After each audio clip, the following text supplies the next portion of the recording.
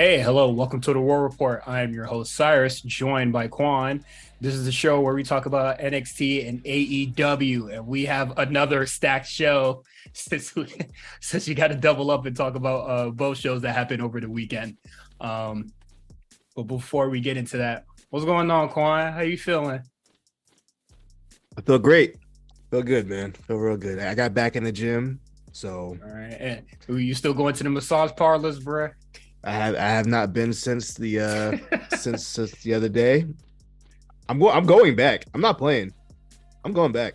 I mean, if they give good service, then Dog, I don't see why not. she gave me good service, and if I wanted, Okay. take that service further, I can. I'm not gonna, but I'm just Take saying. that service further. What does that mean? I don't even know. You know what I mean? An extra 30 minutes. Oh, well. All right, bro. Oh, shit, fuck, I know. But no, that sounds good. That's good. I'm back. I'm back from Austin. It was a very nice time. My Yeah, mom how is was that? older, and then everything was cool. I like Austin. Austin's nice. Like we went to Dallas last year. Not both of us, but some people on the RNC network. We went to Dallas last year. For J5's Where We Stand Bachelorette, and it was really good. But I think I'd say I like Austin a little bit more, but my problem in general with Texas is that like you need to like drive everywhere. Like Yeah, I don't think it's very walkable of so a not city. walker friendly. What is it? There was a restaurant 4 minutes away from my hotel room. One of my favorite restaurants, Papa Does. Yeah, I saw you went like 3 times. She was he. I did go 3 times actually. And I had the same thing every Every time. single time. I know. I thought you just reposted the pic when I saw it on Instagram. Like, you just take the same pic over. I, their catfish that shit hit, bro. But so it's 4 minutes away from my hotel. That wasn't really intentional. I just picked the first hotel that was available. So 4 minutes from my hotel. But if I wanted to walk there, it would take an hour and 10 minutes. That's crazy. I said, are you like, I was like, for real, you gotta be fucking kidding me, yeah. Oh, I'm cooked. That didn't make sense. Yeah, it didn't make any sense at all, but I still went there. The Uber was only like fucking I'd say less than 7 every time that I went. It was like less than $7. Remember when Uber was like the cheaper alternative? Yes. That's why I used the fuck out of it, but it's no longer getting to that. So it's time to get the wheels, brother. But not Yeah, you slacking. Times get to it. I wouldn't want, you know what? I wouldn't want to drive in Texas anyway. That sounds kind of miserable. oh, absolutely not. But very nice. What is it? I wish I had a better photo of it because it was really cool. Like the last day we were there, we went to the bat sighting. If you're from Austin, you know exactly what I'm talking about. But it didn't come off well on video. Wait, But what's the like, bat sighting? so there's just a bridge in Austin Oh, that's okay, yeah, I know what you're just talking about. home to a bunch of fucking bats, Yeah, and it's yeah. really fucking cool. But you Like you're on a can't, boat. yeah, and Yeah, you're under the bridge. it just looked terrible in photos. So it was really cool seeing that like all the bats leave the bridge and then like go to wherever the fuck they eat. Like they travel along the bridge and then go up the tree line and shit. And no, I thought that shit was really fucking cool, but it looked terrible in photos. So I was just like, I really can't, like, I shared it to the best of my abilities on Instagram, but it was just like it just looked terrible on there. Yeah. But besides that, everything was really cool. I really liked I really do like Texas. It's just you can't walk anywhere and that kind of sucks. Um Still my favorite place to be is LA and Chicago because I could walk in both cities. Well, I don't know about you, but I know where I'm trying to go. Where are you trying to Yeah, go, bro? they got a little event going on and out in the islands out in Puerto Rico in a couple months. That'd be a nice little vacation. You go out there, go out there Thursday or something like that. Catch pay per Mm-hmm. view, leave out on Sunday. Oh yeah, Hmm? I was about to say leave out on Sunday. I was like, damn, if I like you go rush to the We'll have to- rush out the arena straight to I, the. I'm assuming the show's on a Forgot. Saturday. I don't know if it is or not, but Sorry, I forgot that the pay per views are like on they're on Saturdays now. But did I wouldn't be did they opposed to announce? going to Puerto Rico, honestly. That'd be fire, bro. I would love to go to Puerto Rico. Also, is like well, at least for me, I'm pretty sure it'd be a lot like it would be cheap as fuck to go. Yeah, I don't even know where is Puerto Rico? And they're like, It's on the islands, so it's south. It's close to uh, Miami, as far as I know. is is it Wait, okay? actually, it might You're thinking not of be. Cuba, right? Is it Puerto Rico I like on I the am west, thinking like in the I Pacific? is ooh yeah. No, it's Atlanta. It's okay. It's okay. Okay, I'm wilding. Okay, I was about to say is Puerto Rico No, it's like you like Cuba and then Haiti and Dominican Republic and then it's Puerto Rico. Okay. Oh, thank God, bro. We about to sound real dumb. For real. I geography lessons a long time ago. But nah, yeah, I'd be able to do it. Do we did they say when it's happening? Is it May May? May 8th, I believe. Let me see. I don't What's the pay-per-view? I don't know if my funds at post Yeah, mania will I got it. recoup What's the because pay-per-view called? backlash. Backlash, right? I can think. Backlash 2023. Like what is it? Doing doing mania and then doing backlash in Puerto Rico. That shit gotta get that passport in order. May 6th. May 6th. Oof. So Yeah. they're doing that in Puerto Rico, and then later on that month they're doing King and Queen of the Ring. Yeah. So, and then after that they're doing Money in the Bank. They're gonna be all over worldwide, baby. Mm-hmm. What is it? Mills put a nice tweet out about the big four pay-per-views basically just going international. And I think that's a fantastic move. Not that It's not even big four, it's all of them. It seems like all of them. oh for real? Oh yeah, Backlash is not a oh man, where the fuck Survivor Series gonna be at? probably Boston. They always do like Northeast for Survivor Series. Use like Boston or New York or like something like that. Chicago. Survivor Series is my like if I had to go to any big four, it would be Mania and what is it? I want to see a Rumble. I want to see a Rumble live. I have not caught a you Rumble. know live. what? See, I should have went. Oh, go ahead. I could have went to the 40-man one. Whatever one was in Providence. I could have went to that one. Oh, 40 people. That sounds fucking nuts. Yeah, Del Rio won it. It was. Oh, yeah, good shit. You go, but what is it? I would like to go to a Money in the Bank and a Rumble. Mm-hmm. And then SummerSlam is summer. I don't. SummerSlam is not really that unique to me. It's just very important. So whatever. Oh, I'd like to. Actually, have you ever been to an elimination chamber? I feel like an elimination chamber wouldn't be all that great because you wouldn't really be able to see shit with that cage. I have not. I feel like the newer cage is probably easier to see because I think Really? it's more like glass and shit or whatever it is, the poly, whatever the hell. But no, I never seen the Hell in a Cell in person. I don't believe. Oh, I haven't seen a Hell in a Cell either, but I've seen a steel cage match before. I've seen plenty of cage matches. I've seen Money in the Banks. It was Ziggler and versus The Miz during that feud on SmackDown. And I say it all the time. I've never slept at a live event besides that match and one thing at an AEW show, but I couldn't do the AEW show because it was like 2 nights back to back, and I was like, I'm fucking tired. So I remember I went to SmackDown with my brother once, and he fell asleep during the Eddie Guerrero Rey Mysterio match. I don't know how he pulled that off. That boy ain't give a fuck, bro.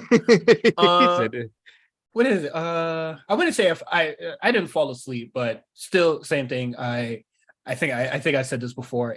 It was the Raw after Survivor Series. I I want to say 2018, the one that had Seth and Brock Lesnar on it. I mean, not Bryan Danielson and Brock Lesnar, my fault. Okay. And then what is it? Dean Ambrose and Seth Rollins having that feud where he was like pseudo Bane. Oh, right before he left. Mm-hmm. I feel him. I would have left too. What y'all got me doing? I walked out of that Raw. You and Moxley, I both walked out. You said that's enough. I walked out that Raw. I thought it was just a terrible show, so I left. And then what is it for that AEW show? The one that Hangman Page cut the cowboy shit. I think like I walked out for like Rampage, which I think most people fucking do most anyway. people do. Yeah, most people walk out anyway. Yeah, it was like because I had work the next morning. And it was like it was getting near midnight. I said, "I'm gonna beat the fuck out this traffic." Yeah, bro. it's rough to get people to come out during like school night or whatever. Like and then expect them to stay that late. It's not bad for me. Like when I go to Mohegan Sun Arena because like it's literally 10 minutes away from where I live at. But like when I went to the AEW show in Bridgeport, that drive back was miserable. It was like an hour-long drive. I was exhausted. Yeah, what is it? AEW was like in downtown, and it's hell to leave downtown at any point in the day. So I wanted to beat the fuck out of that traffic. AEW is gonna be back. They're gonna be back in Florida, but not Miami or like South Florida.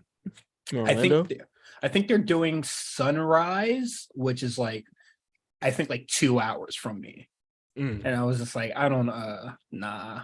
I wouldn't. If it's not a pay-per-view, I wouldn't do it. Like if I were to drive to Boston for Raw, it would have to be like a super duper special Raw for me to drive all the way to Boston for you know what I mean? I couldn't do it. What is it? Yeah, just Sunrise. No, 2 hours away. No, like even Future is gonna have a fucking concert in Sunrise, and I was just like, that's whack. You're big enough to perform in Miami. I fuck with Future too, but I wouldn't do that. No, I'm not going 2 hours for that. 2 hours leaving a concert? Hell no, bro. Yo, and then they're gonna be late? Hell no. you know he gonna be late too. Hell no. Every rap act is late. When I saw Future. And I remember just like standing in a crowd of people and everybody was just drunk or on some kind of substance, right? And I'm just like, and we're sitting there, we're chanting Molly Percocet. This is like when Mask Off first came out when we got big. We're just chanting that in a field. Like, that's not crazy. Rappers got y'all doing wild shit. We're just over there chanting Molly Percocet over and over for 5 minutes. I don't know. Never chase a vision, bro. You feel me? You feel me? Not the Future. Yeah. Have you watched any Rolling Loud? Have you ever been to Rolling Loud? I feel like no. I didn't really know that Rolling Loud was a fucking thing when it was in Miami. So I went to like downtown one day, like when they were still having it on Bayside. Shout out to all my Miami folks that know what the fuck I'm talking about. When it used to be on Bayside. And then they just were having the concert there, and what is it? I thought having that concert there was so crazy because they had like the train station, like our kind of like pseudo train station right over the venue. So like you could watch, you could watch performances from the station. And I was just like, this is dumb. Why do you have it here? And then what is it? I think like a few years later, that's when they started doing it at the Hard Rock. When I got a little bigger. But no, I was just like, this was crazy. Like I saw Action Bronson from the fucking train station. Like that was fucking crazy to me. Did you do the hook theme? No, this was a few years before that album came out. Okay, yeah, I guess Rolling Loud's been around for a while now. Yeah, this is when he was still campaigning for Blue Chip's 7,000 to come out, and whatever record label he was on was just like, you could wait, nigga. Yeah. That's enough concert talk from I. We're on the road to WrestleMania. I have to get all my papers together. It's tax season, baby. You ain't lying. I spoke with my tax guy when I landed. I said, how much I'm getting, man? That much? Yeah, using that for Mania. It's a good amount. It's good enough for me to not drown. There you go. That's all that matters. You feel me? So I'll be in Mania, bro. Say hi if you see me, but if I'm eating, don't say hi. It's gonna be fun. The card looks really good. The card really does look good. For Miami or Mania? No, for Mania. I think I saw some people like tweeting it was mid. I'm assuming most of them were just trolling, but from projected matches and kind of what we got going on, it seems like a really good show. Yeah, I'm looking forward to it. You know what though? If they're gonna be 2 nights, either they're not gonna have a lot of matches or like I don't know how they're gonna do it. Yeah, because it seems like they're gonna have less matches this year, or like less people are gonna be participating. Because I'm like, yo, what other matches are there to really put on at this point? Like everything seems to be set. They're probably gonna add 4 or 5 more matches, and there's maybe 8 matches announced now. Hey man, I guess they could do 6 and 6 every night. I don't know. Perfectly okay with that. Yeah, like give me not like give me less, but like I don't need a bunch of matches, yo. Like for real. So I'm not a bunch of matches guy. However, I feel let me look at the Mania card last year. How many matches each night had? Well, like don't give me a whole bunch of bloated shit, and then like well, since it's gonna be West Coast time, it's not gonna be that bad. But it was just like I don't want to be, there all fucking night. You feel me? What time did you guys leave last year? Oh, like it was probably like 11. Like because like a normal Mania would have probably ended at like midnight. Yeah. So since we were 1 hour behind or whatever, so it was like 11 when everybody got out. You know what? I'm looking at this, and night 1 had 7 matches. Night 8 had 9 matches, but one of the matches was literally 1 minute and 40 seconds. So I guess 8, not crazy. Oh, yeah. So not too bad. I'm looking forward to it. What else we got on the docket, player? What do we have on the docket? Let's see. Let's get to some real important news. Honestly, when I was looking for news today, it wasn't too much really that mattered, at least, or wasn't already debunked by the time we're gonna do our show. But Brian Cage, looks like Brian Cage may or may not be a free agent. According to Fightful Select, AEW hoped to extend Brian Cage's deal due to injury time that would keep him with AEW until at least the end of June. Cage pushed back on it and was interested in exploring free agency. WWE has maintained interest in Cage in the event he becomes a free agent. And I say, he ain't passing that fucking test. That's the craziest part to me.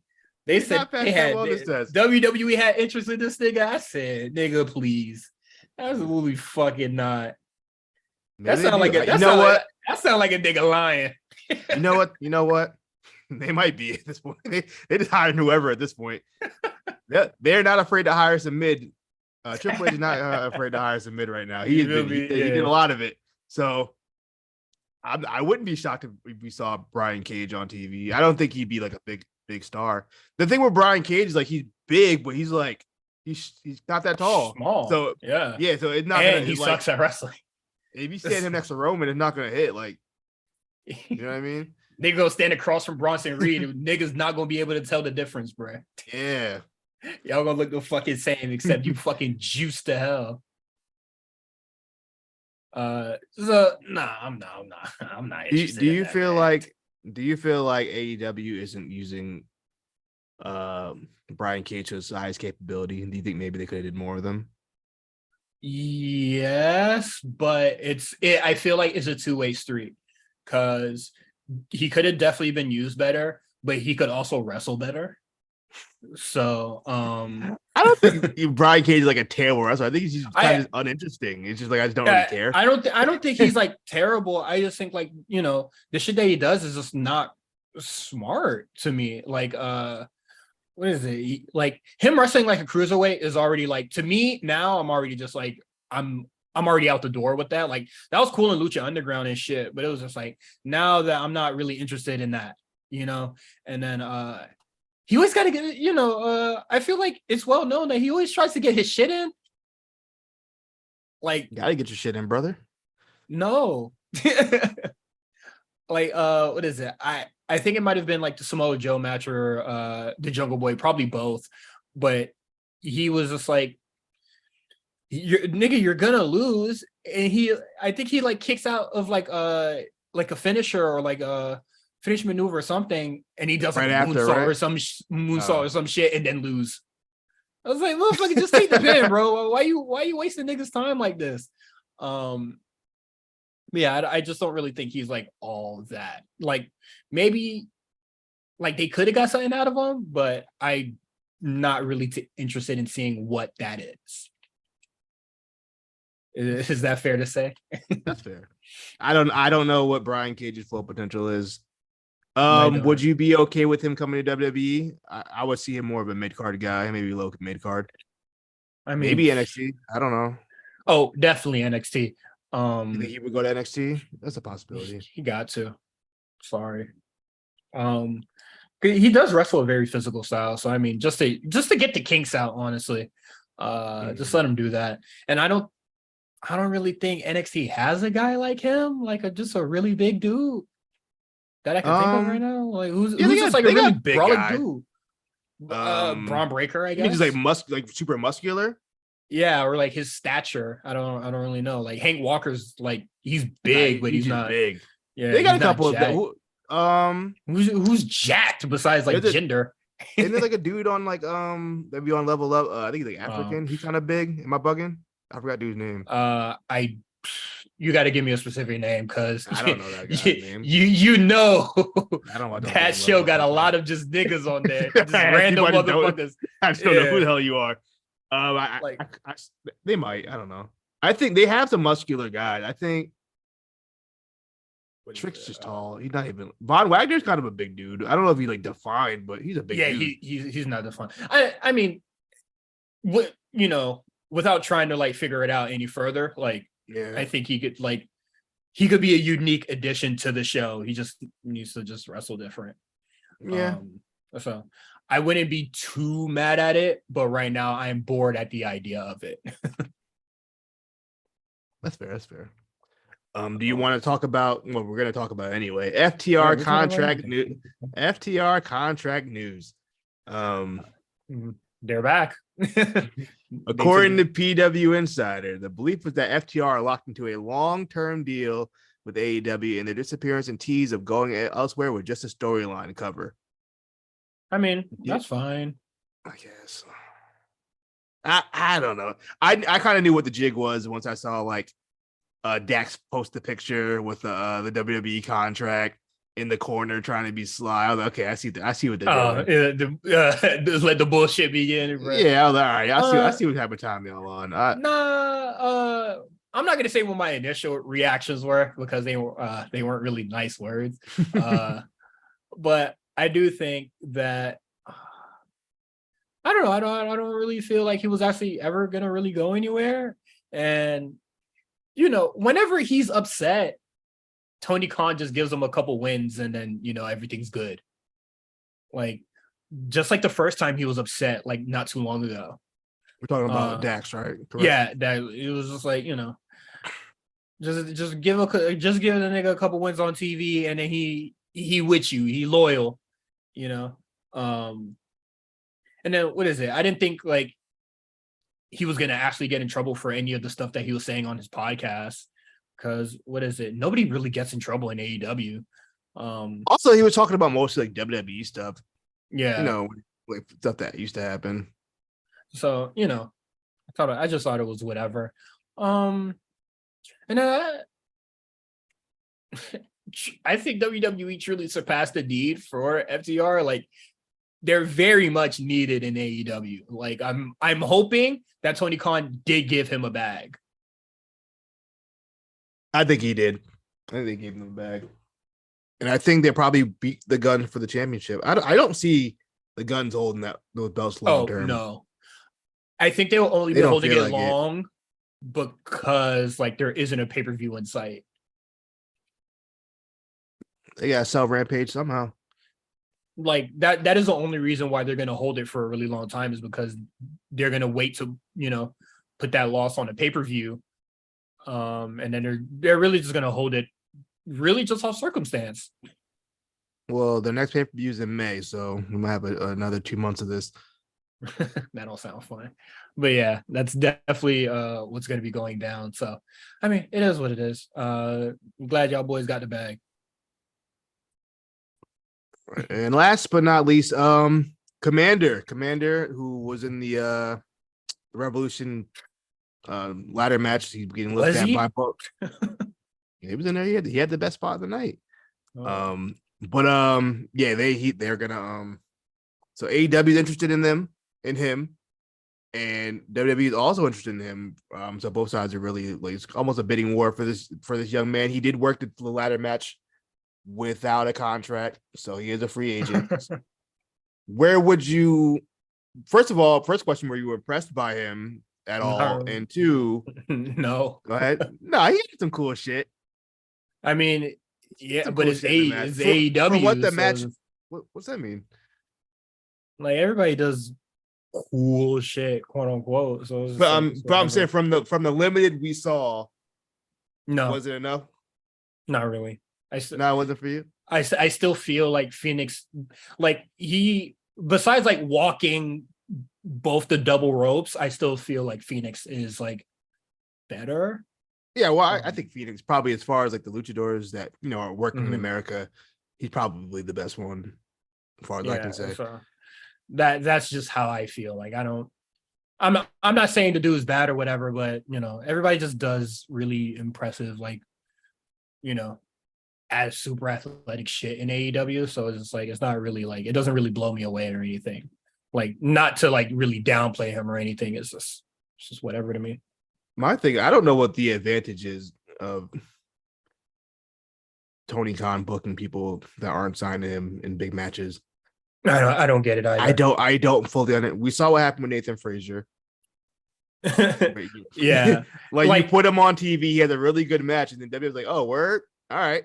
It's really free press. So yeah, I don't like unless it just makes Tony Khan feel good to put people on the show. I don't fully understand it unless that's fine if he wants to do that, but I think people need to understand that if Tony Khan is not going to offer them a fucking contract like right out the gate, or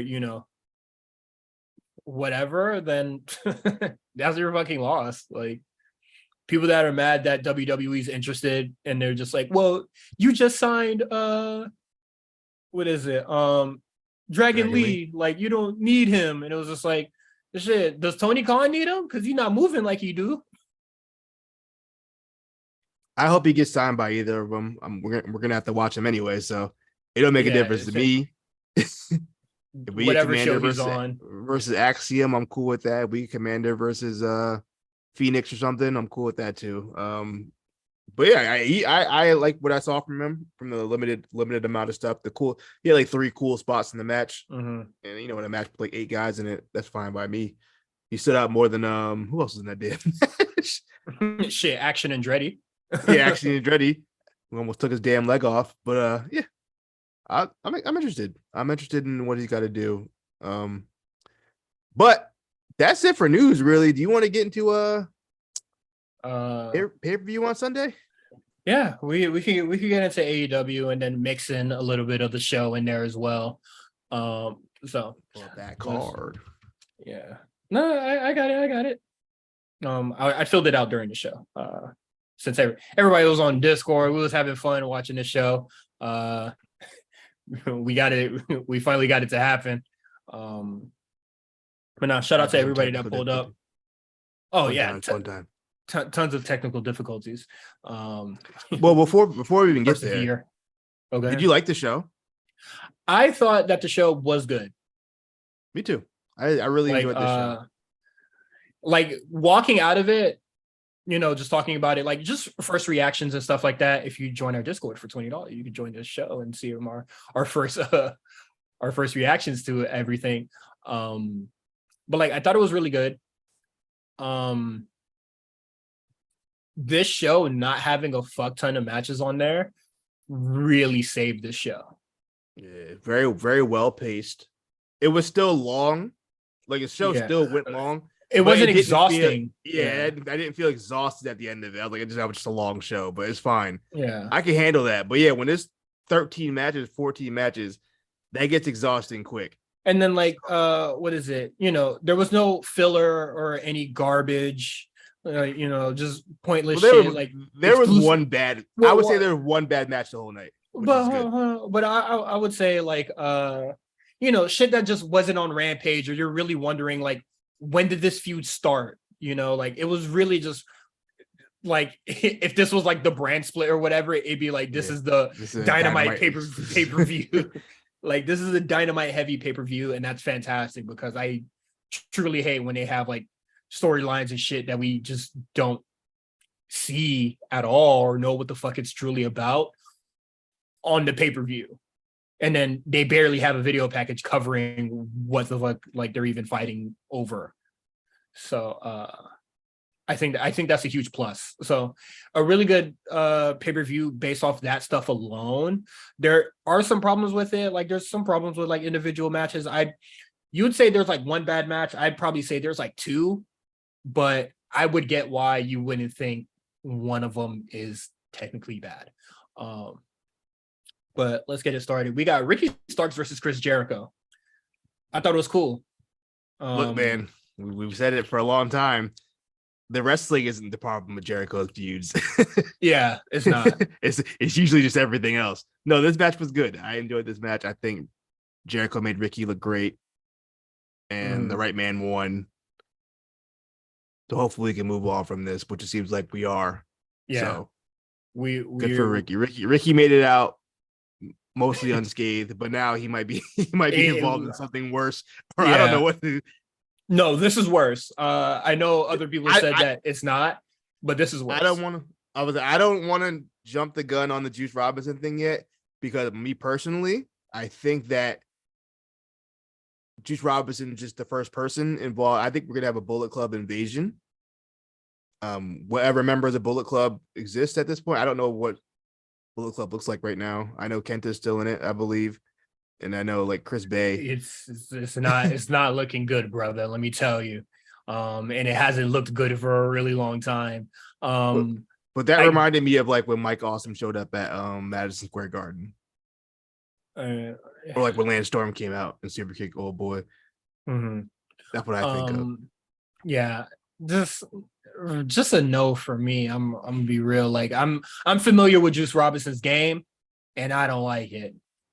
Yeah, I don't care about Juice Robinson either. So like if it's for something bigger, like whatever this little invasion thing is, I'm okay with that.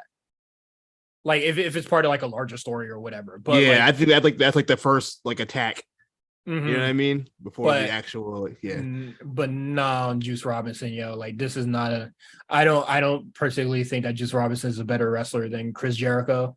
Or he can even cut a promo or just carry a feud at all, really, week to week on television. So it just seems like he's just like a random bump in the road for Ricky Starks. So I can't say I'm happy about this. And the only reason I'm saying all that, they think it'll be invasion, because he wasn't using the Bullet Club music 2 weeks ago. So the fact they went out of their way to make Bullet Club music makes me believe it's not just him. No, that's fair. I don't know. Like this is for sure more interesting than a Jericho feud, but I don't know. I don't think Ricky Starks is solely the target. I feel like it's just like a Bullet Club invading against AEW's mid card or something.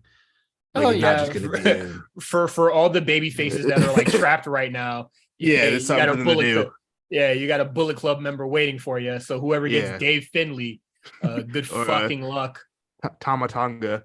Yeah, bad luck Fale or some shit. Have fucking fun. Does he wrestle in the States? Who? Bad luck Fale?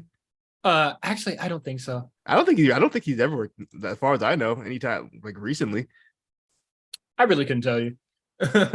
He sucks anyway. Controversial. Man. I don't think he's that bad. He stinks. Don't do that. You know what? He's not the greatest, but there's definitely times where he show out, and it's very rare. I'll say that at least to be nice. I like him more than Great O'Khan. I'll say that much. Oh yeah, absolutely. I think Great O'Khan is terrible. I don't know what people see in this guy. I think he's absolutely terrible. Motherfuckers be lying. That's all they see, bro. Niggas are liars. That boy a liar, bro. But nah, I like Fale. It's just he shows up for like if you put into a big match, like it's good. So I mean, since they made a terrible mistake earlier tonight, they could possibly put Wardlow versus Bad Luck Fale. I wouldn't hate it. If I'm Wardlow. Oh, if I'm Wardlow. I'm out of the door. I'm done. Nah, you're gonna take whatever come out Tony Khan jeans, bitch. Oh my goodness. Anyway. Yeah, that don't sound too nice. But nah, that's where both Chris Jericho now goes to the Elite in his little trios going on. I don't know when the JSH they said on Rampage, but I don't know when the fuck that was. Apparently what is it? The JSH got one up on the Elite, making them number one contenders or some shit. So I was just like, I mean, I guess. Sure. I'm saying, like, but okay. Nobody was talking about it, so I was just like, where the fuck did this shit come from? But yeah, so that should be cool. We're gonna get a triple threat next week since they're gonna be in Canada. That's gonna be interesting. That's a weird. I don't know if I've ever seen a 3-way trios. It's gonna be the bullshit that we like. It's gonna be no tags, no tags, and just a bunch of bullshit. So vibes. It's a vibes match. It's a vibes. That's okay. I mean, whatever. That whole like the title belt or like those matches are all vibes. So I'm not expecting anything really different out of that group. Mm-hmm. What else we got here? Come on, phone, turn on. We got Jungle Boy versus Christian Cage. Final burial match. I don't like this one. You didn't like it? I thought it was fine. It was a fine match. It was violent enough. I thought Christian wrestling in a turtleneck was really funny. Mm-hmm. A sleeveless turtleneck at that. That man was hiding a hickey at 45 years old. A hickey from who, bro? His wife? I don't know. I hope he's divorced. Or somebody else. I'm not gonna say who. I'm not gonna speculate, bro. But Twitter got some ideas, bro. Nah, I would say that the problem that I have with this match is like, this is going to be the second time I mentioned this, but like similar to the problem that I have with like some death matches is that I kind of expected a lot more in-ring wrestling. Instead, they were really dancing around on the ramp for most of it. So there just wasn't really much wrestling going on. I do wonder how limited Christian is. I don't. Maybe he wasn't 100%. But they had to get this feud over with. I've had enough of it. It's been going on for a long. We still don't know where Luchasaurus is at. I don't know where the dude's at. But yeah, that shit don't matter. We had no follow up this week. I mean, on Dynamite either. Yeah. They didn't say anything about either opponent. So yeah, so they'll probably say that shit for Rampage. But like, I just don't really understand. But like, I didn't really like the just the dancing around the casket. Like, I get it's like a barely like you have to like throw the motherfucker in there, but it was just like just the dancing around it was like just I didn't really enjoy that part. I did like the spot with the where he had in the STF with the shovel. Yeah, that was good. That was a cool. I like that visual. That was a really cool visual. But yeah, I would say that's my only real issue with the match. Like, I thought it was like serviceable overall. Like, and plus, it's over. So I'm happy about that. Like, there's finally a resolution to this whole deal. So also the way I don't know whose idea it was, but the way the casket to drop immediately after it was over. That was so funny. Goofy as fuck. That was hilarious. It's almost like a cartoon, like yeah, for real. No, that was funny. I did think that was hilarious. Oh, this is bad. So yeah, I thought that was funny. But like, yeah, and then no follow-up, like you said. So I don't really know what happens after this for either competitor. I would hope they get. I mean, it seems like Jungle Boy has some singles titles at aspirations. I could see him versus. I could see him versus maybe Hobbs or even Orange Cassidy. He specifically said he wants a singles goal. I don't see him going against MJF. I don't think he's on the same level as MJF currently. He's not like main event dude. Who level is he on, bro? Jungle Boy's in a weird spot. Yeah. For someone to be a pillar, he's like the least important pillar by far. Mm-hmm. Also, I would like to say that well, we could talk about it after this pay-per-view is over, like where everybody kind of goes, and like I just have like some thoughts on that as well. But let's move on. We get the House of Black winning the tag belts, and we already know where they go from here. So what do you just think about the match? I think it was a standard, 6-man, nobody's really tagging. We're just doing really cool move stuff. Mm-hmm. I thought it was great. I thought it was fine for what it was. I know we've gone on and on about how we don't really like this style of wrestling very much, but I think for what it is, I'm cool with it. I love the finish. That finish was awesome. That was a really creative finish. I don't even know the Indie Taker. They're gonna do the Indie Taker, and then Brody calling with the knee. That was fire. I don't know. I saw them setting up for it, and I was just like, Buddy Matthews is right there. Do you really want to go for that? And then as soon as I thought that, motherfucker got cracked with that knee. I thought it looked really good. So I'm glad cool. I'm glad House of Black won here, and I hope they retain next Wednesday. I don't want to be speculative, guy, but I just feel like the way they kind of lost those trios belts like that, it's kind of like unceremoniously. Mm-hmm. Hey man, I might be speculating. I don't know. If the elite is Dunsky, and that's cool. I don't know. We get this big match in Winnipeg, and then we'll see what happens after next Wednesday. But yeah, I'm not sure, man. Not sure. Yeah. Okay. Jamie Hayter retains. Yeah. That was weird, wasn't it? The match itself was honestly decent. I didn't have any problem with the match itself. But we don't really care about the match. The post-match angle. Well, I don't know. Before we say we don't care about the match, I don't care about the match. I thought the match was really okay. And then it was cool. Saraya, what is it? Her not really being a part of the match was probably for the best. Like there, what is it? You know when you play WWE 2K and then it's like just a forced rollout. Yeah, the forced rollout for a little bit.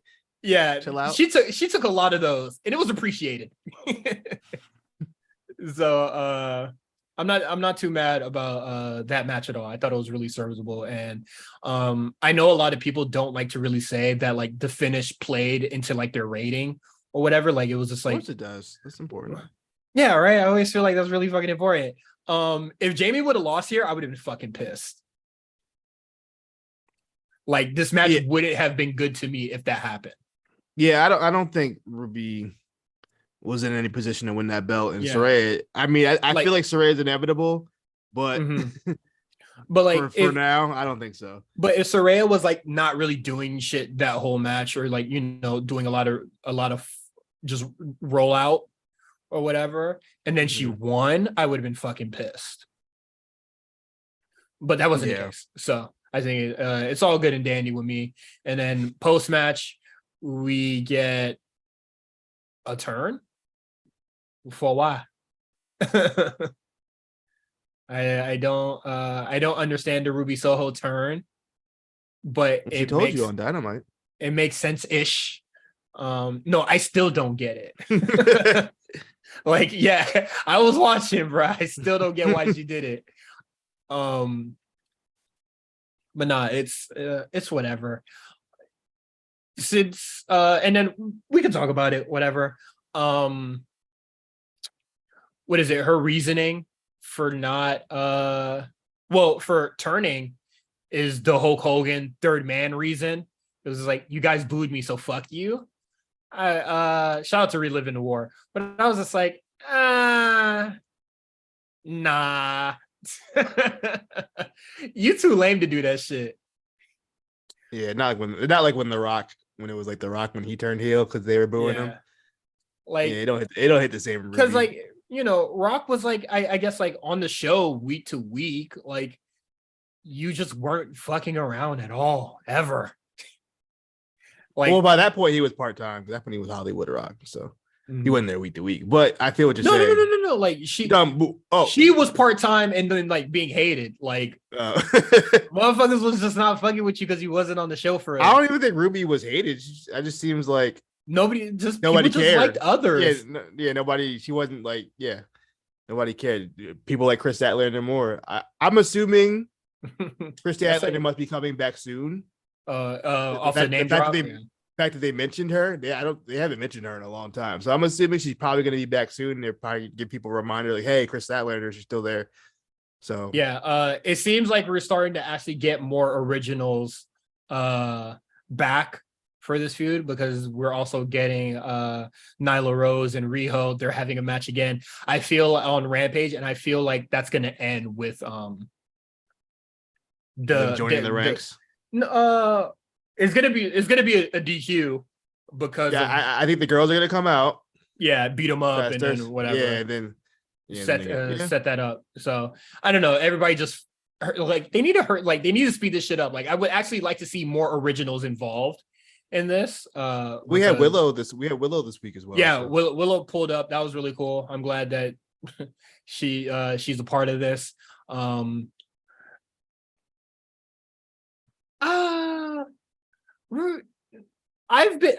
I know people might be like, all right, she doesn't really need to be a part of this, relax, but like I think that what is it, Red Velvet is good. Why isn't she a part of this? I like Red Velvet. Yeah, I am a fan of Red Velvet. She's been doing really good work lately, so I'm just like, why is she not a part of this? Chilling. I think she might. Is she on ROH? She might be on ROH. So was Willow. Was she not? No, but I think Willow's. I mean, she's on both, but I feel like.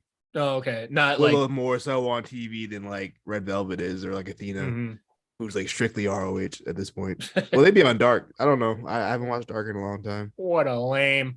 But nah, that's all cool. And then I'm really curious who's gonna kind of finish out the Outsiders side because there ain't really much left. Unless Athena actually pulls up for this shit. Which for the Outsiders?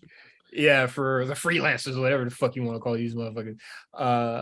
So because you know, what is it? The Blood and Guts is 5-5-5, right? So I don't know. Is it 5-5? Yeah, it's normally 5-5 for Blood and Guts. I think you're talking about the date. I think you're talking about like May 5th. Oh, no, I don't know what the date is. I have no idea. No. Yeah. I think last year's was it 5-5? It might have been. It might have been more, honestly.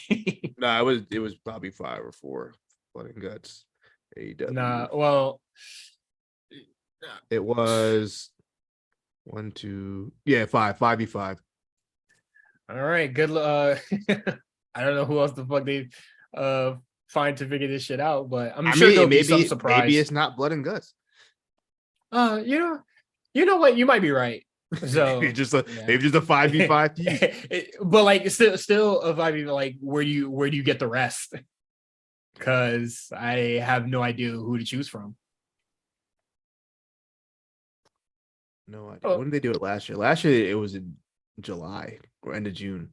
That's for Tony to figure out. That's a long way to go, dude. If they want to keep like a yearly thing in the same spot, I would hope not. Yeah, I'm kind of bored of this. So let's speed this bitch up. What else we got?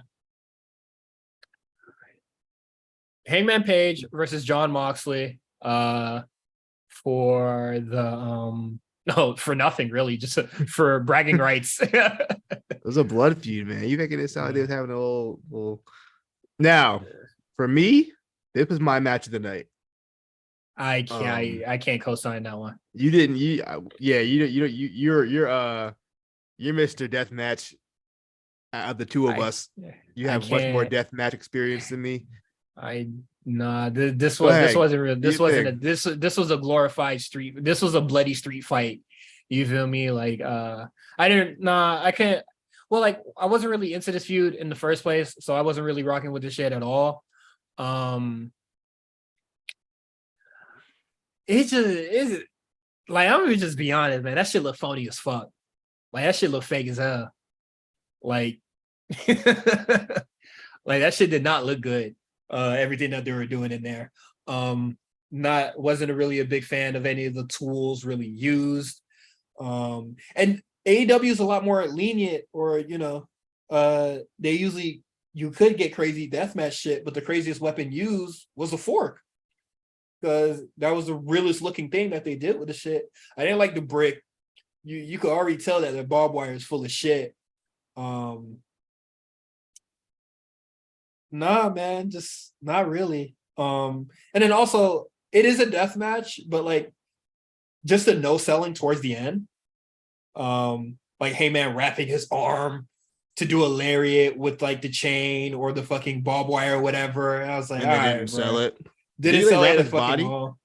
Yeah, he wrapped his body at some point, and then like the barbed wire didn't even like stick to his skin or any shit like that. I was like, this shit, the hard plastic that they used to put headphones in. You feel me? Like this shit not for real. This shit they tie shit together with. Yeah, or like the fucking plastic CDs, CD players used to come in. Like this shit just hard plastic, bro. Like I don't know. It just wasn't really fire to me, and also I just really didn't care for the feud for real. So. Not my match of the night, honestly. I would kind of say my match of the night, looking back at it, I would say the tag team Fatal 4, honestly. That was the match of the night? I liked it a lot. I'm not gonna lie. I think it's in the Iron Man. You like that 4-way tag team match better than the Hangman Moxley and the Iron Man match? Yeah. I don't know about that one, man. I thought it was fine. I like most of the teams involved, and I like the match. I just didn't like it better than those two matches. Well, at all. We'll get to it. The Elite House of Black. I didn't think it better than that. Oh, you know what? I think I might go with that one actually. Elite House of Black. The tag matches. I would say the tag matches on the show were good. Well, I really liked them. I really like the. What did DMV fans send us today? I just looked at it. It made me freeze up what I was gonna say. Let me look at this real quick. It might be something important that we can put on the podcast. Saray left WWE the United States after signing a contract. Return to Shinjuku tournament May 16th. Oh, all right. Well, so I don't know what that means. I guess Saray is no longer with WWE. According to this Japanese. This is breaking news. Okay. I guess she would. I'm assuming maybe she wasn't feeling America like that. And say, you know what? There's some bullshit out here. I'm going back to Japan. That's fine. I feel you. That's perfectly okay with me. That kind of stinks. I like Saray. I thought she was cool too, but hey man, she gone. I can't really weep about this one. I don't think it was from like. I do wonder if maybe there was some kind of like disconnect between NXT and kind of what she wanted to do, or what she could do, Some people felt like Saray maybe wasn't being used to her full potential. I wasn't familiar with Saray previous to this. You were a little bit more familiar with her. No, I wasn't. You weren't. I mean, she seemed okay. Like she seemed cool. I did like that dropkick she did. She had a cool moveset. I would have liked to see her more. I kind of want to see where that gimmick was gonna go. But she kind of just stopped showing up on TV after a while. So I don't know what happened, but hey, if she's happy back in Japan, more power to you. Hopefully, maybe one day she'll come back. Yeah. So peace. That's okay with me. Yeah, so this match, it is what it is. And then shit. At first I thought niggas was gonna move on but that was very much not the case. We're right back at it. And honestly, I should have known that they were going to circle right back to this, because why the fuck is Jon Moxley wrestling Dark Order niggas again? Why is he wrestling? Oh, yeah. Why is he like no selling? He got choked out with a chain 3 days ago. He said, I'm used to it. Moxley walking around with 2 black eyes, hobbling on the way to the ring. Jon Moxley over here just having a full-on match. Yeah, like, Hangman is bruised to hell, and Jon Moxley looks like he won with no effort. Like, if you didn't know any better, I would have had no idea that my man just had a death match 3 days ago. The rest of the year, whatever. They could keep going with that. I don't really care for it. Now, would I actually feel like this is probably the worst match on the show? Oh, easily. Absolutely. Not even a question. Wardlow versus Samoa Joe. I thought this match was atrocious. Slow, boring. Bad. Dog, I love Samoa Joe, bruh. I really do. I really do like Samoa Joe, bro. One of my favorites, all-time greats. I acknowledge everything that this man has done for this business and all that. But when I saw this motherfucker in the corner for at least 5 minutes sucking wind out of that arena, bro, I say, come on. Are you serious? I think it's crazy that they let Samoa Joe do singles matches, but they were like refused to let Keith Lee do singles matches.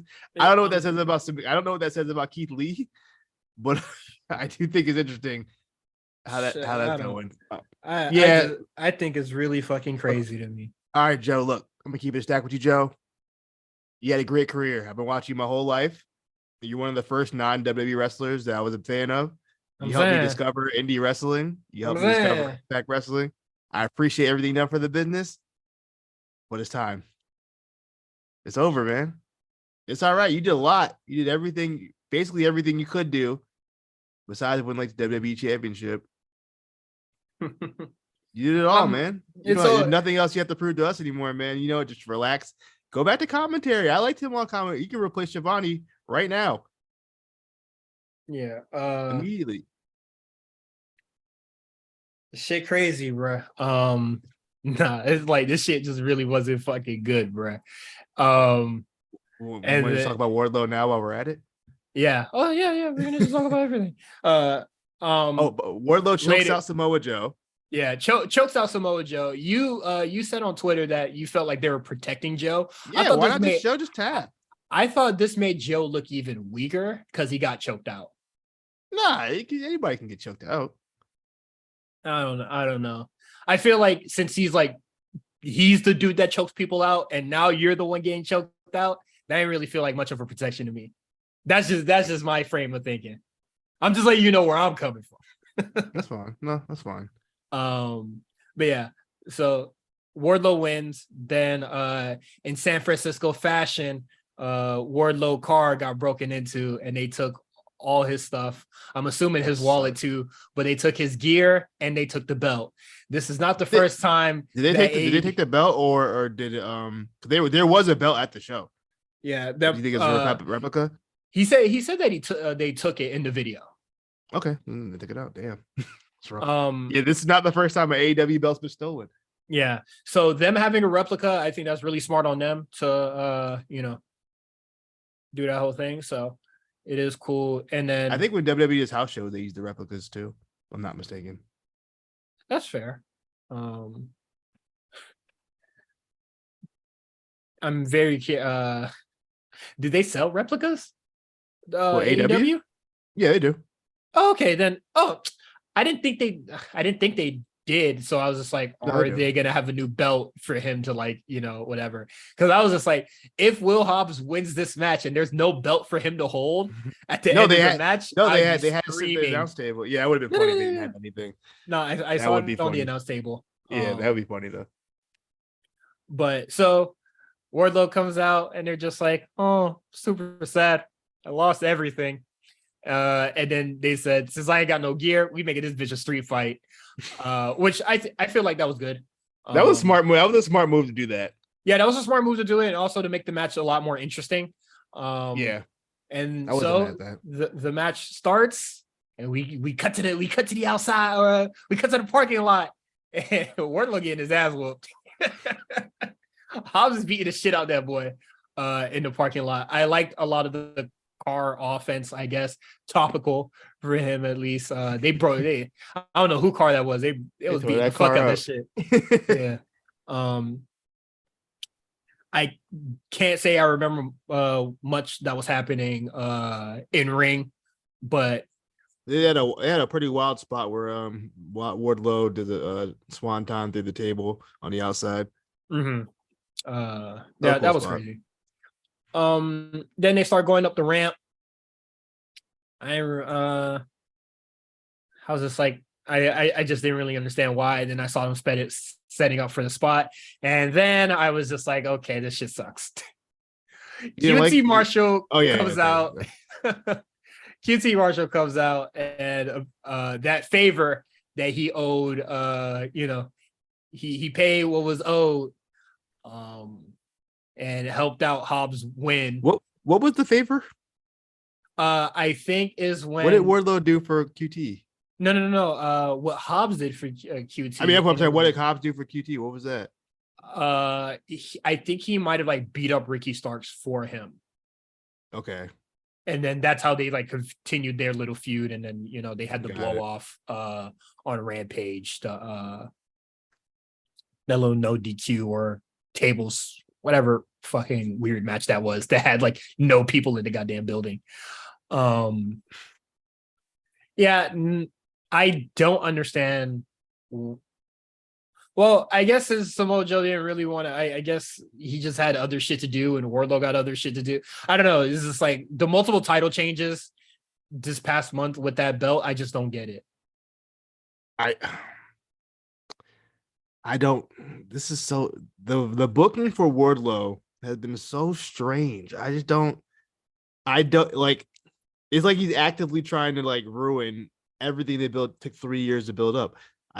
Everything's just so counterproductive. It doesn't make sense to me. I don't get it. Why are we doing a QT Marshall feud? What are we doing? Hey, man. What? Wardlow in this guy. This guy a year ago was maybe number 2 babyface in the fucking company, and now he's this. It really just. I want to see them explain this next week, because this is racking my brain. No, the reasoning is QT is paying that nigga. He feeling his marker like John Wick. Why even give him the belt? I just don't. Hey man, it doesn't make sense. I'm sure there's a lot of people happy that this happened, but I'm happy for Hobbs. I like Hobbs. I wish he was on TV a little bit more before they decided to put the belt on him. Because I feel like he was kind of on dark for a minute, and then he showed up for the ladder match. Well, there's a lot of people in that ladder match that we just never fucking seen before, like Commandor. He literally not even in the company. Yeah, but Hobbs was on doing dark for months, and then he kind of just came out of nowhere, which I guess is okay. It's just at the expense of Wardlow. It just seems very counterproductive. It doesn't make sense. Yeah, I don't really understand. Oh, I just read something fucking crazy. Why is the 16-time NBA All-Star champion Sean Kemp doing drive-bys, bro? I saw that. I don't think Sean Kemp's an NBA champion. But oh, sorry. Yeah. It just says All-Star. I think All-Star. My fault. But you have to win that, so it's All-Star. Can you imagine Sean Kemp big ass? First of all, Sean Kemp is 53 years old. What is he doing? Where are you shooting at? You're 53. Let me get off this Discord, because this is fucking. I'm seeing all this NBA news, and it's fucking killing me right now. Katie fucking slips and then is injured, bro. Yeah, there was a freak accident. John Moran over here think he. I don't know what John Moran think. That nigga think he Nino Brown, bro. I don't know. What the fuck is wrong with who's the wrestling equivalent of John Morant? Nick Gage. what is Eddie it being Kingston. being a thug, but they really not. Eddie Kingston. Could Nick Gage actually Yeah, he got locked up for some shit. Eddie Kingston. Yeah. Anybody who's a big fraud, that's your John Morant of wrestling. So MJF good too. Oh, so maybe can't tell you. Yeah. What is it? Mustafa Ali. All right, we gotta stop slandering that man for no reason. We can't keep going. All right, so the tag team fatal 4-way where the Guns retained.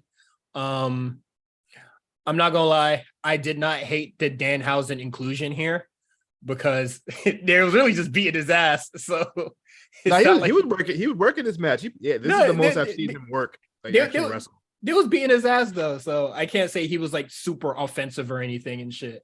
They put your match of the night. I still can't get over the fact that this is the match of the night. I thought I don't see what the match you're watching. Sorry, I corrected. I would go with the House of Black trio shit instead, but I thought this match was fairly decent.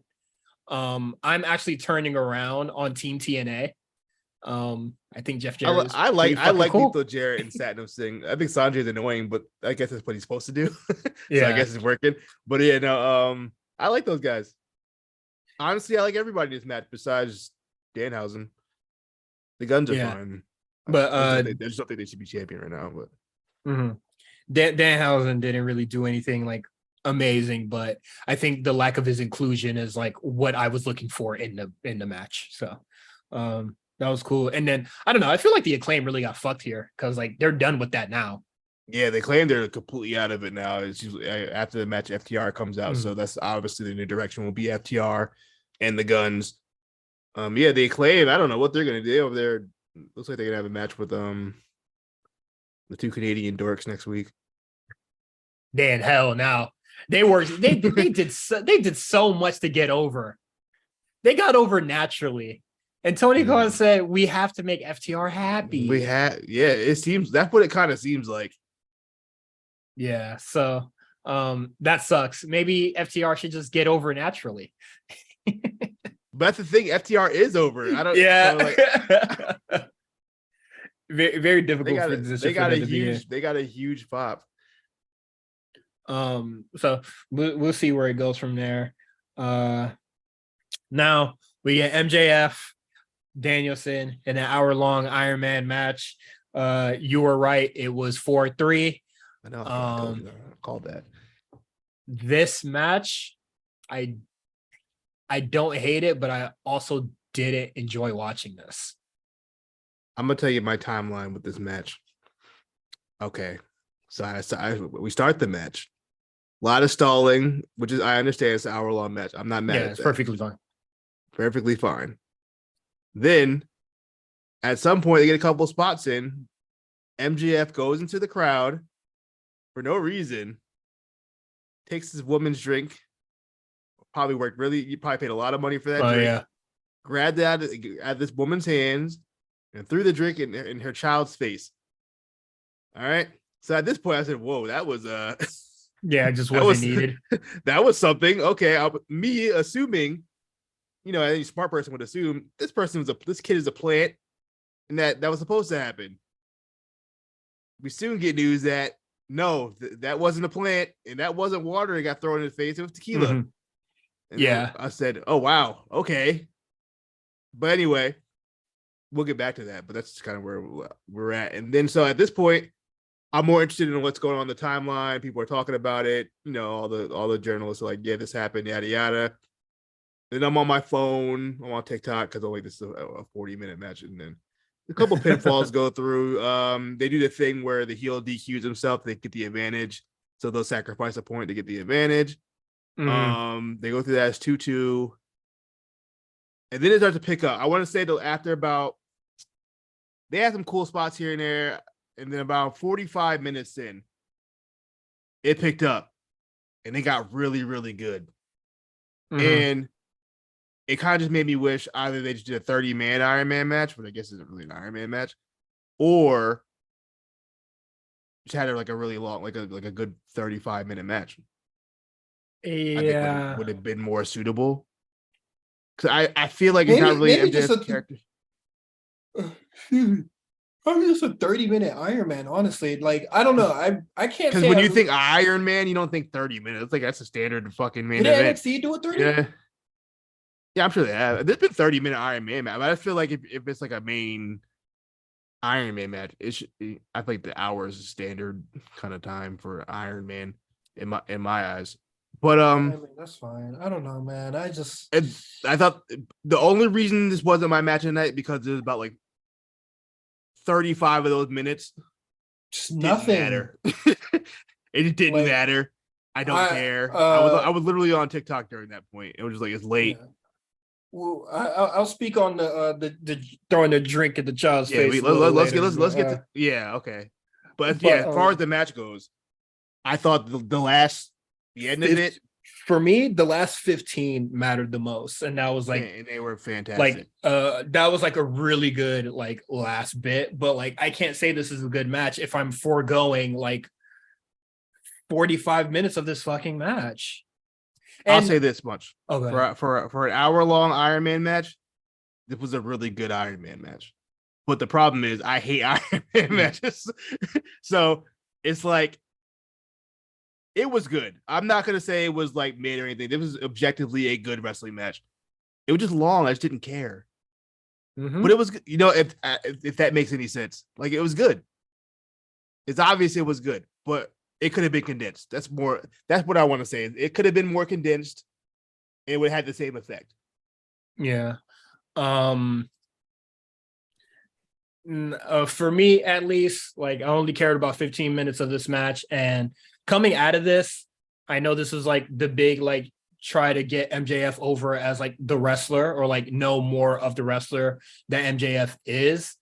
I can't say I walked away out of this match impressed with like his wrestling ability. For an hour watching it, I can't say that I think that MJF is like particularly an interesting wrestler to me. So that's also why what would get you to change your mind and turn around? Definitely not an hour-long fucking match. I just think like his finisher very boring.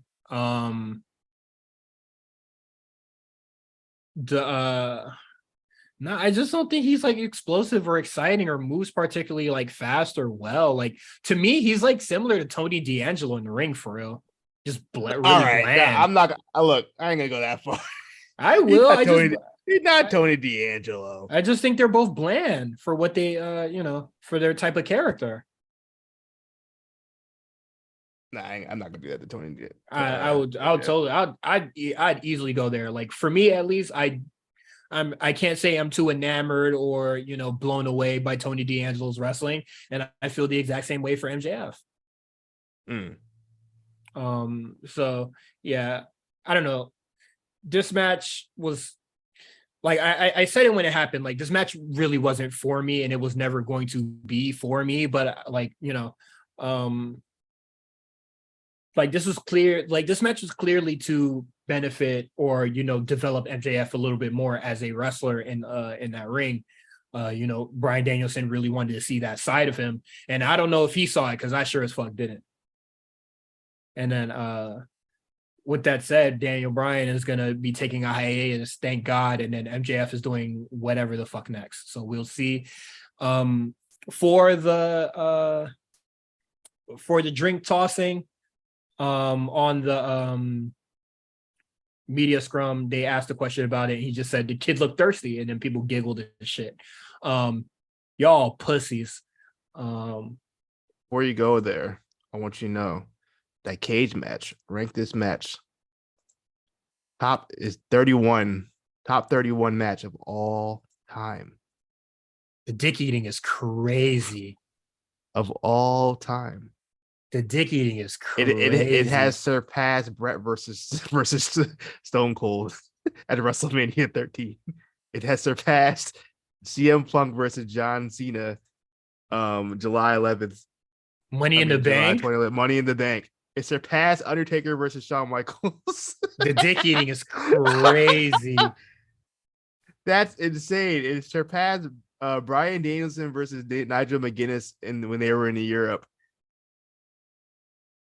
Absolutely what fucking ever. That makes me hate the match more. Cage match really outdid themselves with this one, man. They gave it a 9.62. That means one of the top 50 greatest wrestling matches ever recorded on Cage Match. It beat Joe versus Punk in ROH. Fuck off. No, this is not even cocky. This is not even cocky no more, bro. These motherfuckers on a different WrestleMania breed. 20 main event, Chris Benoit versus Shawn Michaels for Triple H. Beat that. Crazy. Bret versus Owen, WrestleMania 10. Beat that.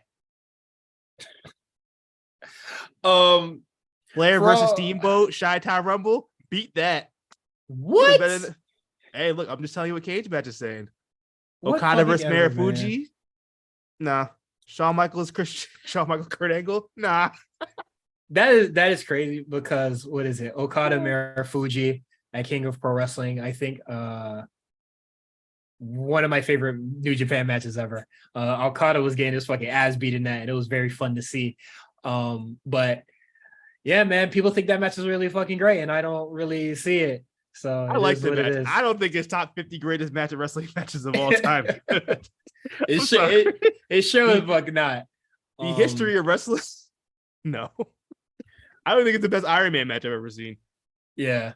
For all the journalists and all the people that are saying that was excellent heel work, throwing the drink at a child, you are all cowards, pussies, and bitches. It's so fucking stupid. Why would that? Y'all enabling the fuck out of Cheap Heat. Even I know a lot of people don't really care about Ric Flair as of right now, but like even he says like that shit's garbage and it's Cheap Heat. Like, well, Scorpio Sky straight up called them out and said, "No, some bullshit." Yeah, and he was just like everybody. He basically just said what I said at the start. It was like, and if you gas that up, you're a hoe. Yes, I think that's incredibly. And he's absolutely fact. I think that was super. That's like next level try hard shit. That's real like indie like wrestling bullshit. Yeah, and he lucky it wasn't somebody else. Somebody else was willing to do something. Yeah, really father. You know what I mean? You know what I mean? Like that kid would. It's not even like the kid was like booing or anything. Like the kid was just sitting there, minding his business. Probably tired. That happens, and then Fightful reports that a Fightful employee was quick to get a foam finger for the kid instead of a change of clothes. I'm sure they probably gave him a hoodie or something. They gave him a fucking acclaimed foam finger. That boy got the scissor foam finger for getting a drink thrown at him, and then he also got to meet Hobbs. Yeah, and I'm sure he met a champion. I'm pretty sure he whispered it in that kid's ear. Yeah, I'm about to beat the fuck out that nigga on Wednesday, boy. Wardlow, I got you. I'm about to be a champion for you, little boy. But yeah, that's it. Yeah, but that's absolutely assault. I mean, they can sue if that family can sue because, like, yo, you can't just throw stuff on people. There's layers. I think there's a way you can mess with fans without like physically getting involved. This is my thing, right? Like, wrestlers don't like when the fans get physical with them. So why would you do it back to the fans? Yeah, that doesn't make sense to me. I don't know. It's a bad look. It didn't look good. I mean, if you want to take any kind of racial ramification into it, I'm not gonna go there. But you know what I mean. If you want to argue it, I'm not gonna argue it. I mean, it looked bad. It just didn't look good for your champion either. He does a lot of weird. He does a lot of weird stuff in the black space. But Coons like him.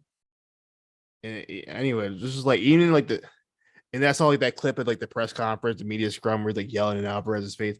It's just like it's so try hard. Like Mills was talking about on the show. It's like, the yelling and shit. What is it? During the media scrum, just that boy was doing improv theater, and I was just like, brother, this guy's a loser. It's so like, I just don't care. Like I said before, like I said before, his gimmick is literally just like, I'm a good wrestling heel. Like that's his gimmick. Yeah, it's like it's such a meta gimmick that it doesn't even like it doesn't work. Yeah, it doesn't work because it's too meta. Like your gimmick can't be that you're a bad guy. Like that can't be your gimmick. It doesn't like you have to. I don't know. Your existence for fighting can't just because I'm a bad person. It doesn't work like that. Yeah, no, and like that. I don't know. I don't really think that you're an actual good heel or a heel at all if you're doing that, and everybody is there is just laughing and giggling as you're doing it. Yeah, too. I didn't watch. I just saw that quick clip. Yeah. Well, what is it? Alvarez is like giggling in the fucking clip. Just smacked him. What?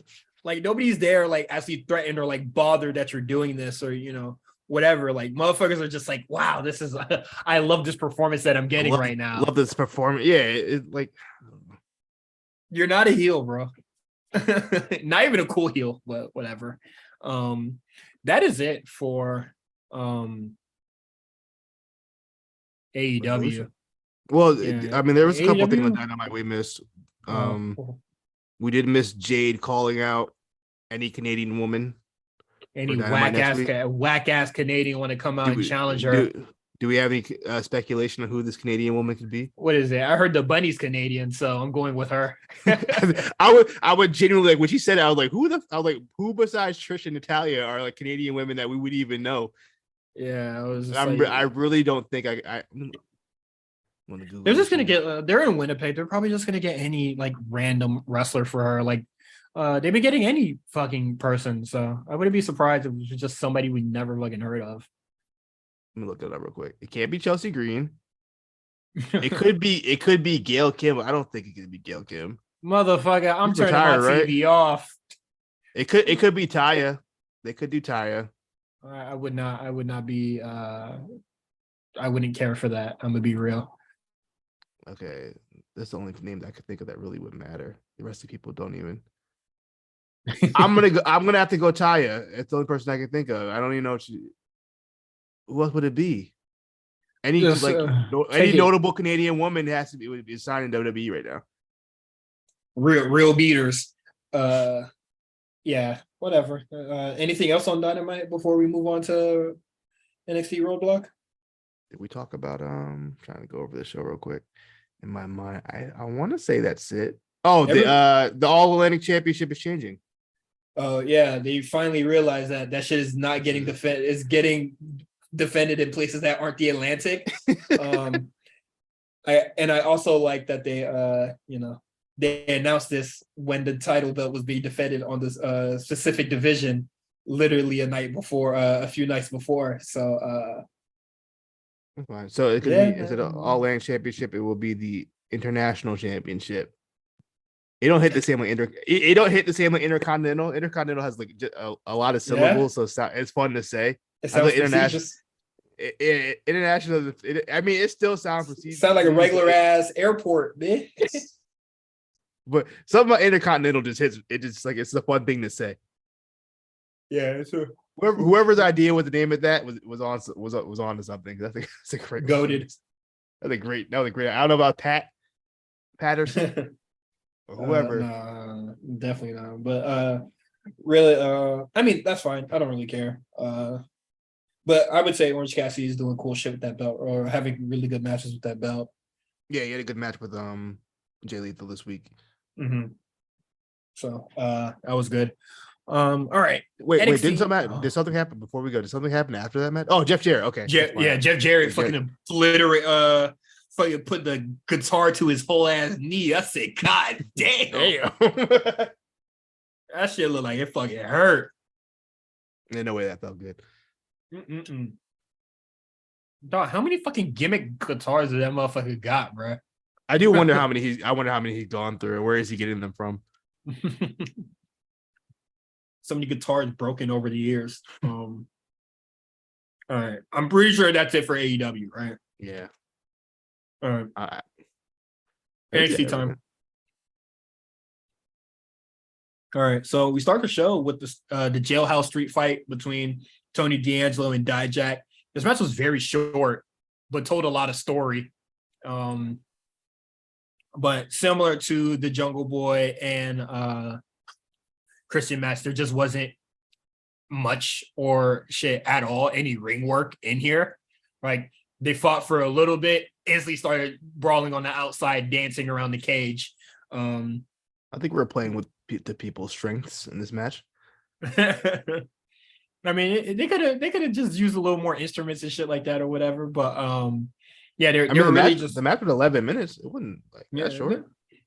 That's short.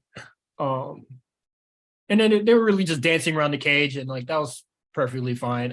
Yeah, like you said, it did play to their strength, and they are getting this little bromance story between D'Angelo and Stacks over. That's not bromance. That's family. All right. The family gimmick or family story between Hey, these two. That was a hell of a sacrifice. Yeah, right in there. I got you, big dog. Yeah, that shit was cool. Although Dijak gotta relax. You be doing too damn much. That's what y'all love, man. Shit. So you gonna keep doing it. Chill out. You I'm putting him right in there with Wardlow. Nigga, you're doing too many flips. Relax. Too damn big to be doing that. For real. But I thought both parties were really good in this match. And like you said, playing to their strengths. Tony D'Angelo, he's 0-2 in street fights. He really know how to brawl. He's 2-0. Oh yeah, sorry. Yeah, 2-0, whatever. Maybe whatever. That's completely different trajectory. So that's good for him. Next we get the Creed Bros, Braun Breaker versus Jinder in the sheer. SpongeBob stink noise. The match wasn't that bad. It wasn't that bad. It wasn't that bad, but I thought Braun and the Creed looked really good. I think they looked like the Creed looked credible for the first time in a long time. Yeah. But nah, I can't say I enjoyed this match, man. Indashir and Jinder, flush it. I'm over it. Flush it. That shit over with. Fucking Veer done brought his lame ass to the fucking roster and then turned Sanga into a fucking lame. That's your man's. Nah, not my man's no more, bro. I let it go when I see it ain't working, bro. There's no Sanga hive here. Get this shit out of here. What was cool after this match later on in the show, Braun Breaker called out Carmelo Hayes in a really good segment where they were really cordial. Y'all reacting on the Discord. I saw y'all reacting to Discord. Yeah, motherfuckers was just like, when the fuck are they gonna get this feud cracking? And I was just like, soon as the Jinder and Indashir shit's over, like we're gonna get it moving, bro. And then they didn't even wait the same episode. Yeah, they had a very interesting promo. It's interesting because Trick wasn't there for one. Mm-hmm. Carmelo wasn't particularly like healing it up crazy. Mm-hmm. Neither. Yes, neither was Braun really. So it's kind of neutral. Yeah, just two faces fighting, and people are kind of like booing Braun Breaker.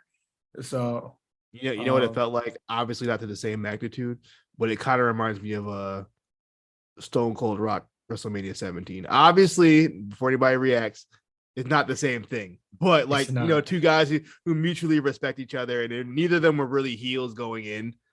Mm-hmm. You could tell it's a little like a heated rivalry kind of deal. Just good sportsmanship. Only difference that Rocky and Stone Cold had history. These two don't really have much history besides like teaming together in war games. Yeah, just being the next generation and then war games and then kind of just being out of each other's way. And now that they're finally colliding with one another, and I feel like this is going to be really interesting. So I'm looking forward to it. Next, the Grayson Waller effect. Before this, we get the crowd shot of Dragon Lee. They brought the crowd shots back. It don't hit the same in the fucking. It don't. It don't. In the fucking warehouse. Yeah. What's he doing in the warehouse? That shit. You gotta do that in the arena. That shit ain't lit. That shit ain't look fire, bro.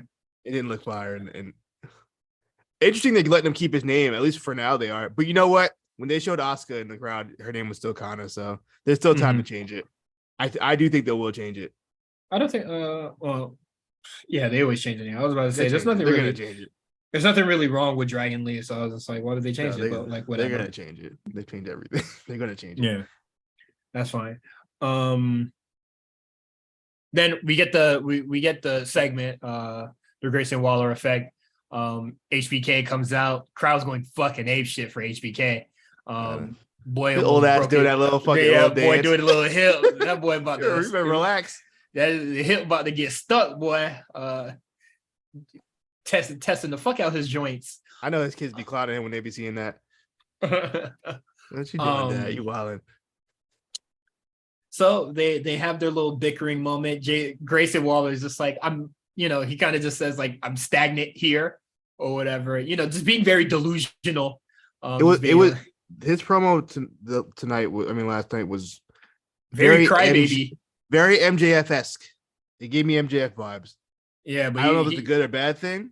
He showed that fuck nigga how it's done. I don't think it was much different. I know you said that to me on Twitter, but I really don't see it. They seem kind of the same.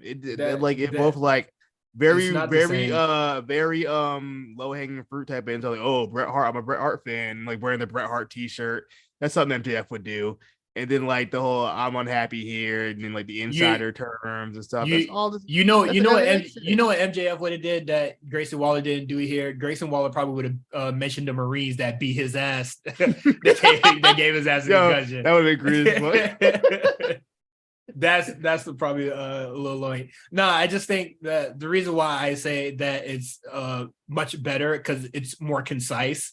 It's in the realm of wrestling. He didn't have to bring in, growing up, I got bullied in high school, or some bullshit about a dead girl, or splitting up with his fiance or some shit. He's just talking like, I'm just talking about like standard. I'm just saying, like he said that I'm sick of being in NXT, which is probably very real.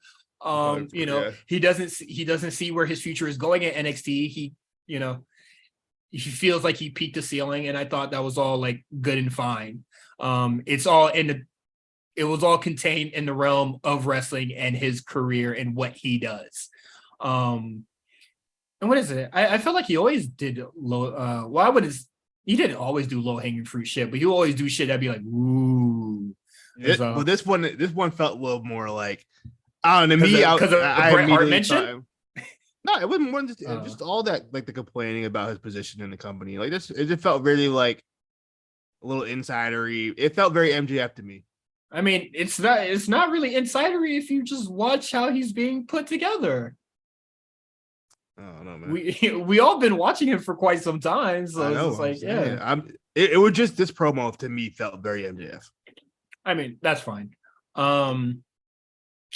So yeah, they talk their shit. Shit's getting heated, and then he's just like, you know what, HBK, fight me. Fuck it. Fuck all the talk. He said, motherfucker, I ain't fighting you.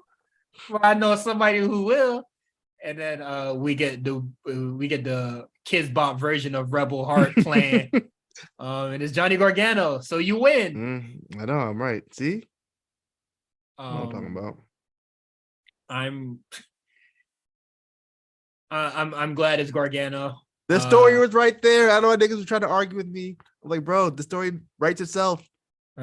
Hey, I said him and Dragon Lee are two good picks. If it was anybody else, like it was fucking Zion Quinn that came out, I'd be like, yeah, HBK, I gotta kick your ass now. But no, it's fine. So that should be a really good match. The work rate of Stand and Deliver just went up. So yeah, good. Gargano gonna show out, assuming he's not on the Mania card. I didn't expect him to be on the Mania card, so this is good for him. He can close his chapter in NXT. I wouldn't even mind if he went over. He can go over. I don't think it really makes a difference. Yeah, it don't matter. It's not like Grayson Waller going for any title or anything. Excuse me. I think after this part, the show goes downhill to the main event.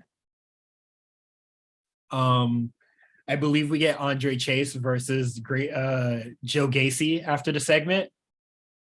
I think we get GGJC, but still, either way. Yeah, both those matches. I know. We said last week we're gonna figure out who's the better of the two. Motherfucker, I'm still indifferent. I don't know. Couldn't tell you. I still don't know, bro. Me personally, I know she's very over with the live crowd. Gigi Dolan not doing it for me. She didn't do it for me in Toxic Attraction. She was my least favorite of the three. And I still, I'm definitely pro JC, but neither of them really showed me anything in this match because I do agree with JC Jane when she was cutting. I believe when she cut that promo not too long ago, where she was just like, motherfuckers thought that I was like the third wheel. No, like, nigga, we was playing with her name. We were all just like, who the fuck is JC Jane for real? Because we know who Mandy was, of course, and we know who Gigi Dolan was, of course. Yeah, to a degree, yeah.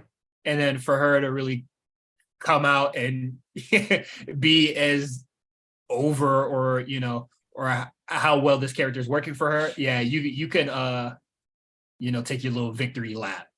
But in ring wise, I'll probably have to watch this back and get to you. And if there's still no conclusion to this, bro, Drewski hands, fuck it. I will say this felt like a match that definitely wasn't like the blow off. There's gonna be more matches. We're gonna go further than this. But as far as this match, yeah, I wasn't impressed. It did nothing for me. I need both these girls to step it up. I got something kind of controversial. I think that the second class of NXT ladies post the original NXT 2.0 debut with the newer class, they seem like they're already like catching up to the first class. Yeah. Have you noticed that? I like Cora and Gigi and JC and who else was there? Like the originals, like Ivy Nile. I think they're already getting surpassed by the next group. Shit. If the next group being like Tiffany Stratton, Tiffany, Sol Ruka, Roxanne. Yeah. Like I don't know. Yeah, it like their story is definitely a hot story, but like they're definitely not the best workers in NXT right now. But guess what? You really gets you over a fucking story. So all these. The story can only get you if these girls can't like work though. I mean, shit. Zoe Stark is a really good worker. Look where she at. But you can get you need both. Obviously, you need both. Yeah. But one is working. Is working tremendous for them. If the story, yeah, you have to have a story. But I feel like Gigi and Jay-Z are in this position where like their matches have to at least somewhat be close to how the level of the story. And that match I saw on Tuesday, definitely not. The story was really very much better. Yeah, it didn't deliver at all. So I'm like, I'm unfulfilled. Like okay, now what? Let's regroup and try this over again. In your later matches. But that first match, no, I'm good. If they continue this, hopefully have like a little stipulation and that could like spice this match up a little bit. But I'm gonna go with no for the match at Roadblock. And then Andre Chase, Joe Gacy, no. This wasn't even a match. And I'm with Duke, bruh. Shit, a campus full of losers, bruh. We're a whole bunch of walking L's, my nigga. Like, why Booker asked Vic? What's the name? Some Chase U alumni. Name 3 graduates. I said, hey, bruh, relax, bruh. That was funny. No, I also like for the Andre Chase story or whatever. Like, I like it, for what it is. But as soon as when Schism got involved, I'm just like, all right, bro, I'm kind of out. And once again, Ava, they're no longer Ava Rain, just Ava now. Ava not didn't do anything physical. She is yet to do any. I think I've seen her do 2 physical things she got there. Take that up with HBK, man. She tripped the dude on. She tripped the dude on the apron once. That's literally the only thing I've seen her do get physical. Shit. What's up? Her and Thea Hale about to go wild, bruh. They about to stink it the fuck up. Why would I click on Ava's Instagram? I mean, not Instagram. When I click on Ava's Wikipedia name, it goes to The Rock. She didn't have her own Wikipedia. That's what. Why go to The Rock? He's the biggest movie star. What is it? Of the fucking 20s right now. But yeah, Gallus and Pretty Deadly's fucking talk to each other. I don't give a shit. Just have the match already. I ain't gonna lie, I think I skipped that. I don't know. Nah, I was just like, when I was like filling out the notes for this shit, I was like, why the fuck did this even happen for real? Like, I don't give a fuck about this. It seems like regional wars. Like this is a very NXT UK feud. Like, what is it? What is it? UK is better than Ireland or whatever. And I was just like, motherfucker, both y'all suck to me. I don't know about European beef. Yeah, like y'all European, y'all both suck. Like, I don't give a shit. I'm not gonna say that. We might have European listeners. Shout out to Europe. I'm a young black man, so if you don't know why I don't like Europe, stop listening to this shit right now. I don't know. Ireland had anything to do with that, if I'm not mistaken. I think they were chilling. I could be wrong. They might have been wilding too. Big wrong, brother. They might have been wilding in Ireland too. I don't know. Blow up the British. What is it? Blow up the British people. That's sell videos. Shout the Black Irish people. That shit always be throwing me off when I see that. You ever see that on TikTok? No. Like Black Irish people, like people from Ireland that just so happen to be black. There's like a whole like community of black people out there. Spooky stuff. Main event. Ooh, what a main event. We get Roxanne and Mako Satomura, and then after the match, Cora J might have won, but she went to CTE Gardens, boy. You mean Roxanne? Roxanne. Oh, who'd I say? You said Cora Jade. Oh, my fault. Where is she? She's still going through some stuff I have from what I heard. So. Man, she always look. Hey man, post on Instagram. I need a vacation too. I feel it. I don't even blame her. Yeah, you feel me? Yeah, I mean, for any like older fans, this finish was and not even similar. It's literally the same exact finish. Shawn Michaels, I believe he wrestled. Was he wrestling Owen Hart? I think he wrestled Owen Hart on an episode of Raw. Oh, with the Insecurity? Yeah, he had to get hit with the Insecurity. It makes him a little woozy. He still wins the match, and then at the end, he collapses on the floor. And this is pre when everybody knew it was kayfabe, so people genuinely thought he was like collapsed on the floor and died. It was like a big moment. But yeah, for some reason, Shawn Michaels like re-rocking all his old gimmicks. Fire. He's one of the greatest to ever do it. So why not re-rock all your He did the barbershop window, and now he did the pass out after the match thing. Oh, I did like how they played it off, because I remember like the way NXT started when Roxanne was being interviewed, and she sounded like mad nervous and like kind of giddy, and like her anxiety, you could tell like her anxiety was up. So because I remember I was like, that was a really weird interview, like because she was speaking really fast and like I was like, that was really weird. Like, is she like genuinely like nervous about this? And hey man, she's perfect. Yeah, she played that off really well, because at the end, I mean, I'm assuming the story is she worked so hard, overworked herself, in preparation for Mako. We watched her do 1,000 squats. Don't know why she did that. Prove herself. And I think she wore herself out and passed out. Booker T was very concerned. For some reason, Shawn Michaels put the gas mask face thing on her face. He's like, they put this on her. I don't know what I'm doing. I'm like, why are you even touching it? Yeah, if I was in there, I'd be like, hey, back up. We got this. Yeah, what are you doing? Match was good though. Yeah, the match was really good. Yeah, the match was great. It's Mako Satomura. And it's Roxanne. Mini Mako. Yeah, I love Mako's moveset. It's just so fucking cool. I love that back handspring. Yo, she crushed Roxanne with that. Oh my god, she like she put all her weight on that poor girl's neck. I said, Jesus, smoked her ass, bro. She was flat like a pancake. The back kick when they were on the outside was fire. Oh, more cool spot. But yeah, it was a really good main event. I wish it was a little bit longer. It was only like 13 minutes. I do too. But what they gave us, I it's fine with me. I thought it was really fucking good. So where do you think the this whole pass out thing is going? So it was talked about in the Discord a little bit, where we were just like, okay, it opens the possibility for a triple threat, Mako, Tiffany, Roxanne. at Stand and Deliver. But why would Mako? Whoa. Go ahead. I'm just saying this. It could open the door for that. But I don't see how she already lost. What is it?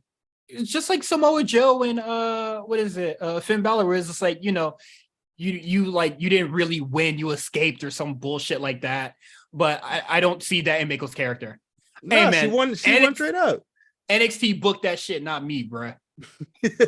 They booked Finn Balor and Samoa Joe like that. I'm just saying that's where I'm coming from. But what I really think it is that is to create doubt. Because realistically, if you could beat Mako Satomura, you could beat fucking anybody. So why would Tiffany Stratton be a threat to Roxanne? You get what I'm saying? Who's Tiffany Stratton? That's not good enough. So I'm fine with them playing it up a little bit, and then that can be a factor into the match when they have it. Like, she's still not 100% or some shit like that, like overworking herself and stuff like that. Just to nerf her a little bit, you gotta give her a debuff. So I think that's fine. I don't see like Roxanne as like a dominant wrestler, so I don't feel like this. If that's the case, that would necessary for someone like Roxanne. I mean, that's not really her character. Like, it kind of just brings her, like, because you beat Mako Satomura, you're on a different level.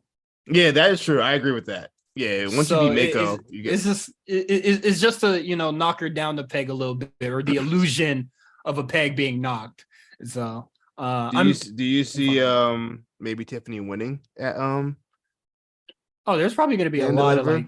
No, but I'm pretty sure there's going to be a lot of like really good like near falls based on like the after effects of like of that match. Stand and Deliver is pretty far away from here, but what is it in NXT in NXT time? What is it? It's going to be like 4 days until until Stand and Deliver, so that's fine with me. Hopefully Tiffany Stratton could get a lot of reps and shit like that, and then they could kind of get this feud cracking. But I think a lot of this feud is just going to kind of be like Tiffany just being very confident and cocky because Roxanne is not 100% going into this. So that is my theory, and that's all I got. But good match, good episode of NXT. I would just say like the middle portion of it, nah. Prayers up to Roxanne. Yeah, prayers out for the both of them, because whoever wins, I win, because I love them both. So that is it for us. That is it for NXT. Roadblock. You could subscribe to us on Patreon, patreon.com/The A Show RNC. You could also follow us on Twitter at The A Show RNC. You can follow Quan at The Comeback Spot on Twitter. You can follow me, Cyrus, on Twitter, Cyrus at Cyrus on TWR. Everything is in the show notes. You can subscribe to our YouTube. That'd be greatly appreciated. You can follow us on TikTok.